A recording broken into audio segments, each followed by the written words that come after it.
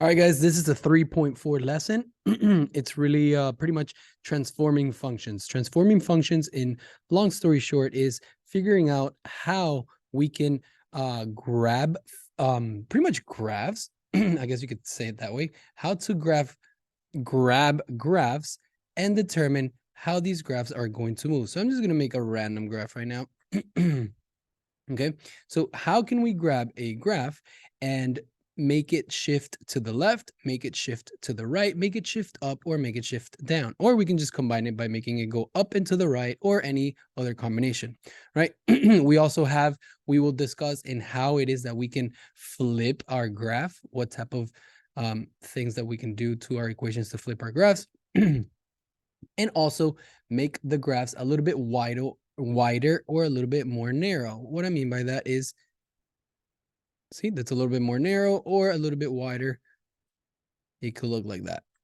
All right, so that's pretty much what it is that what we're going to be doing. So let me go ahead and do these little points to discuss. What we're going to be learning is, number one, we're going to have to determine what the independent and dependent dependent variables are. Next, we're going to be talking about how a function can be shifted horizontally, meaning left and right, and vertically up and down. Next, we're going to be talking about how a function can be stretched or compressed. And lastly, how a function can be reflected. All right, so let's get going. The very first thing we need to understand and go over is the independent and dependent variable. So we have X and we have Y. Which one is which? All right, so you need to first remember that the independent variable is the cause. This is the cause. It causes the other variable. The dependent is the effect. It's the effect after the cause, right? So you have a cause and effect. So how do we determine which one is which? We have Y and we have X. Which one is which? Well, let's grab this equation as an example. If we input into the equation this 2, and you do the math and you multiply and you add and you get 10, we have an output. So we inputted 2 and we have an output of 10. Well, which one was the effect and which one was the cause? Which one created the other one? Hopefully you agree with me that the 2, this input right here, the 2, is the cause. It caused or it created the number 10, right? So we inputted the 2 and it created the number 10. So that means that our X values are the independent, right? And the Y values are the dependent. The other way that you can put it is the Y depends. The Y, this number right here, depends on the number that you plug in. And here you have another example with a 7. So this 25 depended on this 7 to be placed in there. Our X is our independent, the 7, and the Y, or f of X, is the dependent. Now, this leads me to discuss really quick. Remember that Y is the same thing as f of X. At some point, we were talking about equations in, let's say, slope-intercept form. Let's put it in this, let's just put it in this format. So there's this equation over here. This equation, if we were to graph it, or if we were to see it, this creates a function or a line. The way that we know that something is a function is if it passes a vertical line test, right? So if it passes a vertical line test, it's a function. Now, once we figured out that some equations were functions, we were just able to write them in function notation. This is in function notation, which is replace the letter Y or the variable Y with the notation f of X. Now, the way that I like to say this is that we're pretty much setting it up. We're making it ready so we can do inputs and outputs. So if I wanted to solve this equation for the number, I don't know, the number 9, I can already go ahead and input it inside of this parentheses, right? And you can kind of see how this helps the flow of inputs and outputs, right? And just continue the math that way. So long story short, Y and f of X are the same thing. Whenever we say f of X, that means Y.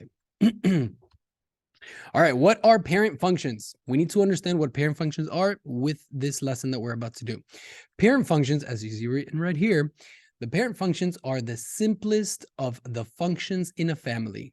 All right, the simplest of the functions in a family. Now, what does that mean? What I want you to put your eyes on right now is I want you to look at this black function right here, this quadratic function or parabola, the black one, and I want you to look at the equation for it. This is the equation for it. That equation for it is x to the second power. You might not think it, but that is the simplest out of all these other family members. What does that mean? Well, look at this black quadratic equation and the function, I'm sorry, the graph. And I want you to look now at the blue one. This blue one, you could see that something is being done to it. It's being multiplied by 3. And then what that made it made the original more narrow. It made it skinnier. Whoa, that line was horrible, but you get what I'm trying to say. Now, it made it skinnier, made it narrower. Now here on the purple one, we could see that we subtracted 5 and added 4. And what this was originally here. And you could see that it moved up and to the right, and it created this purple one. And then the red one here on the side, you could see that they multiplied by a number, they added by 8. Sorry, they multiplied by 5, added 8, added 1, and it started here in the parent graph. So it started in the parent graph, the black one, and then it made its way to the left side and then up. So our job today, if you're wondering, oh my God, what is he talking about? I don't even know what's going on here. All I'm saying is that our parent graph is our starting location. So right now, I want you to think of the black one as the starting location, and then everything else is just transformations. All right. So don't freak out. So to give you an example, look at this equation over here. This, by the way, is the parent function of a line. This is our most basic line. Okay, this is our most basic line. So pretty much what that means is, let's go ahead and open up decimals, and I'm going to go ahead and do f of x equals x. And just to show you guys that you don't really have to type f of x, you can just write it as y equals x, because remember that f of x is the same thing as y. So you could see that the green and purple lines are overlapping each other. It means the same thing. Here it is.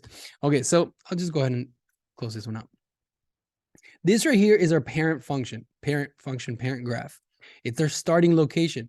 You could see that it goes through the 0, 0, the origin, and the slope is 1.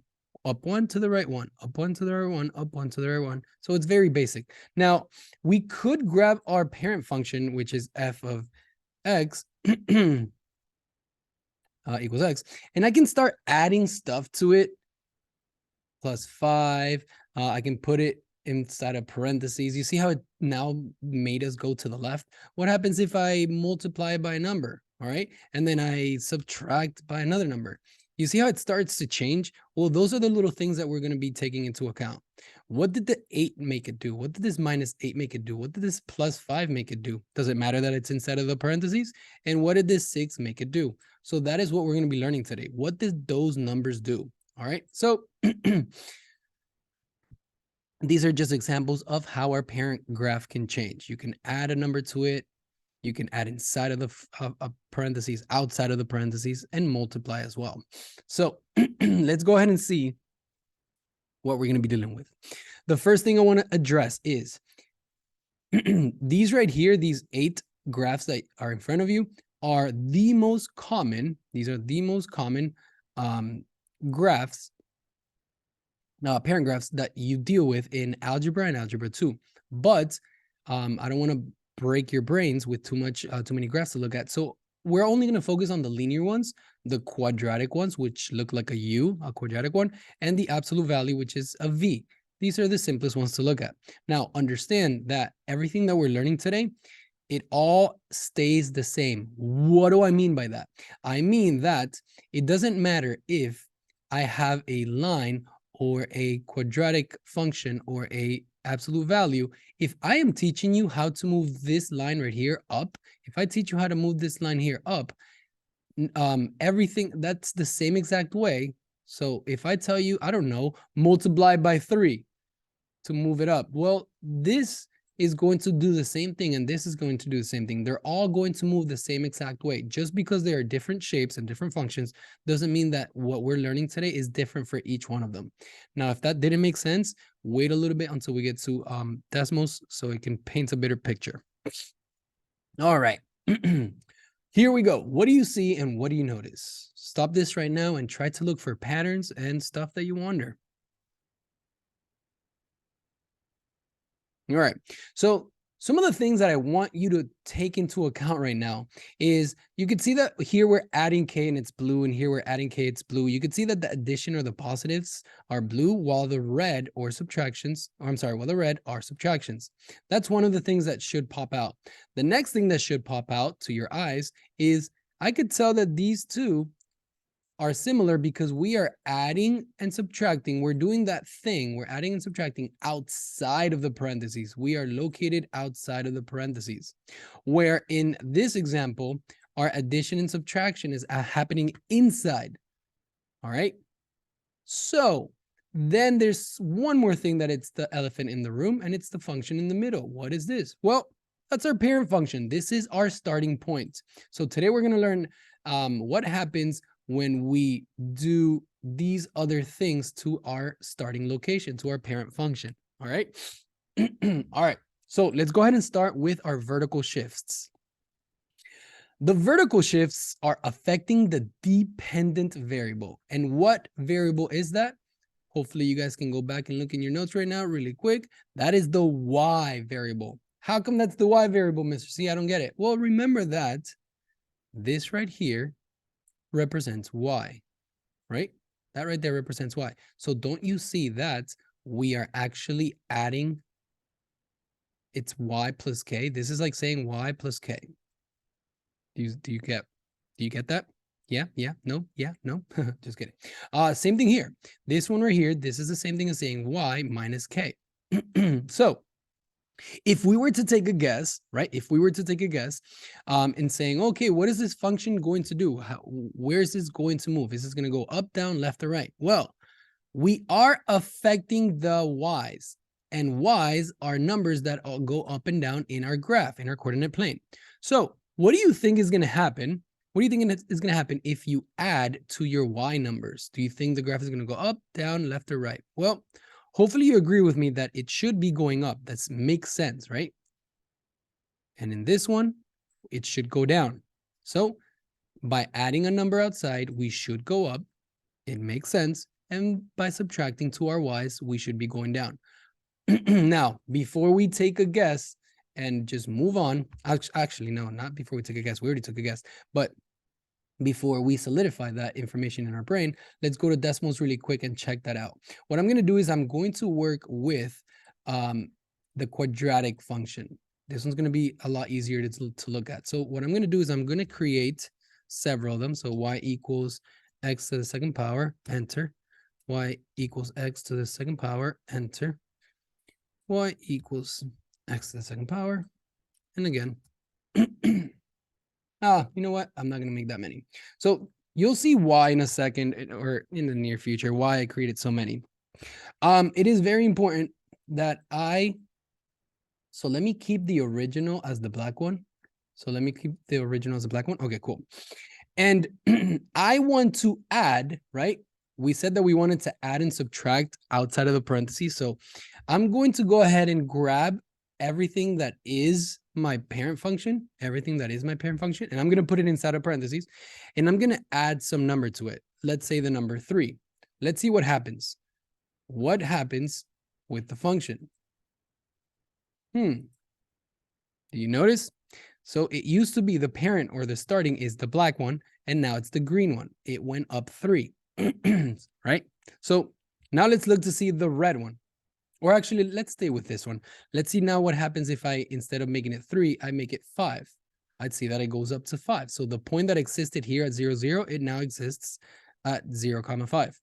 And it's obviously, you can state the obvious, where not only one point moves, all the point moves. Remember that a graph is made up of infinite amount of points. A function is made up of infinite amount of points. Well, all those infinite amount of points shifted upwards 5 units. All right, so now we're starting to understand that adding makes it go up. Let's see what subtracting makes it do. -4. Let's see where it went. Did it go down 4? Yes, it did. -14. Let's put a 1 in front of that. Did it go down to 14 units? Yes, it did. All right. That should paint a picture of how simple this idea is. Once again, check it out. I'm going to go ahead and subtract by a number, and I'm going to put the number K right here, and I'm going to add a slider. Let me put this back to how it was. All right, so check out what I did here in the original one. I'm going to add a slider for K, which means this little thing right here, I can go ahead and drag. Let's start it at 0. Let's start it at 0. Okay, that's a 0 right now. And let's see what happens when, oh no. Here we go. Let's see what happens when the number that I am adding, it's, you know, keeps increasing. I'm moving the function up, right? So if I add by any number, it's going to take my function up that much. And what happens if I'm adding a negative number? Well, it takes it down. Remember that adding a negative number is the same thing as saying that you're subtracting. So when we're subtracting, we're bringing the function downward. All right, so that's what's happening there. Let me go ahead and delete this and go back to where we were. So we're going to recap what we just said. When adding and subtracting outside of the parentheses or straight to the Y, when it's adding, the parent function is translated K units up, whatever number that is. When we are subtracting or adding a negative number, the parent function is translated K units down, whatever number that is. If it's the number -12, then that's how much we're going down, -12 or 12. Cool. All right, moving on. Horizontal shifts. Before, maybe it didn't make sense when I said adding and subtracting outside of the parentheses. You're probably thinking, what parentheses? Well, here I'm going to show you in Desmos where the parentheses goes and where the addition and subtraction go. So now we're affecting the independence. Hopefully you remember that the independent variable is the x, and it should be very evident. Look at this, x plus k, it's literally inside. You're doing the addition right to the x. You're doing the subtraction right to the x. So we are affecting the x variable. That means x's, right? Think about x numbers. X numbers go left and right. That's why we are going to be moving left and right. So our movements should be left and right. Now, let's talk about common sense really quick. If you are adding, don't you think we would be going to the right? If you are subtracting, don't you think we would be going to the left? Hopefully you agree. But let's see if that's exactly what goes on. Let's see if that's exactly what goes on. So we have our parent graph right here, which is the black one. And now we have, let me just make all of them look the same. That way nobody's freaking out. And actually, let me just make the parent one f of x so it can look a little bit more professional. All right. What I'm about to do right now, I want you to focus on where I'm going to put my parentheses. I need to put my parentheses so I can have the power of 2 outside of my parentheses. This is very important. Have your power of 2 outside. Now I'll go ahead and add any number I want to it. I'm going to add, you know what? I'm going to do it with the slider. Let's see what happens when this is what's going on. So I'm going to make my slider K, and let's see what happens when I add positive numbers. Check it out. Oh, wait. Oopsie daisy.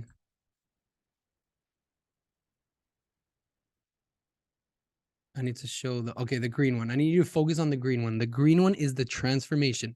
So let's see if we add by, let's see when K is 1. Ooh, look what happens when we're adding. Where does it take our function? It takes it to the left, right? You see that K right now is 8.8. That means that we have been taken to the left, 8.8. So that's weird.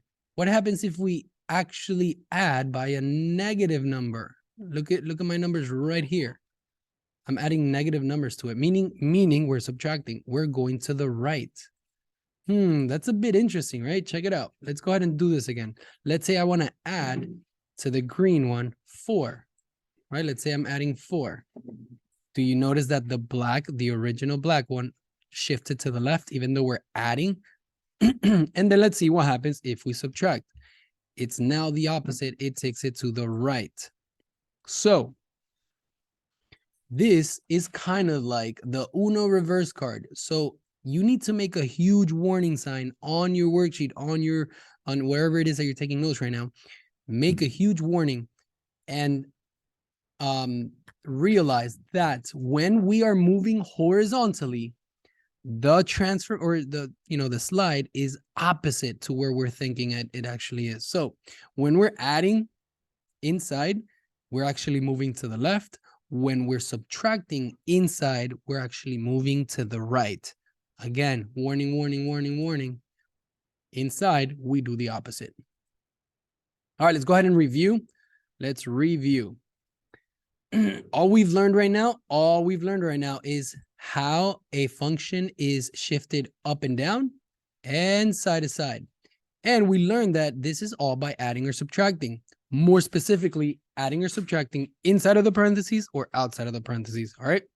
So for the following functions, state whether the independent or the dependent variable is being transformed. Then we need to describe the transformation. So two things are happening here. They want us to know if we are adding or subtracting to the x or the y. And then after that is how much, where are we going? Are we going up, down, left, or right? So we're going to do the first one together, and then B, C, and D. I want to give you guys a little bit of time to try it on your own. All right. So the first one, I want to realize that K is adding to this thing right here. That thing right here happens to be my Y, right? F of X is Y. Y is known to be my dependent. So my answer here is my dependent is what's being affected. My dependent is what's being affected. Like, I need to erase this. And when I am adding to the Y or subtracting to the Y, the movement is common sense. So if I'm adding, that means I'm moving up. Here's our answer. Here's the red part. What's being affected? The dependent. What's the transformation? Well, since we're adding K, that means we're shifting K units up. All right. Go ahead and pause the video and try B, C, and D. Pause it now.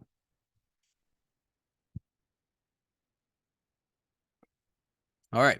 Let's go ahead and check our answers. Boom, bada boom, bada boom. Really quick. How do I know that it is the dependent that we're working with? Because f of x is y. So right now I'm doing y minus x. My subtraction is happening to the y.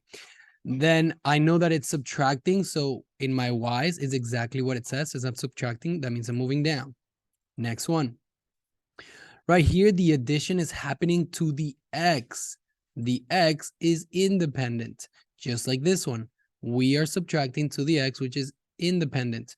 When we are inside of the parentheses or adding and subtracting straight to the x, we're going to do the opposite. I know that this is adding, so we're going to go to the left. And I know that this is subtracting, so we're going to go to the right. All right. That's pretty much what happens. That's it. Now, just to give you guys a little review, a quick review of what we just did.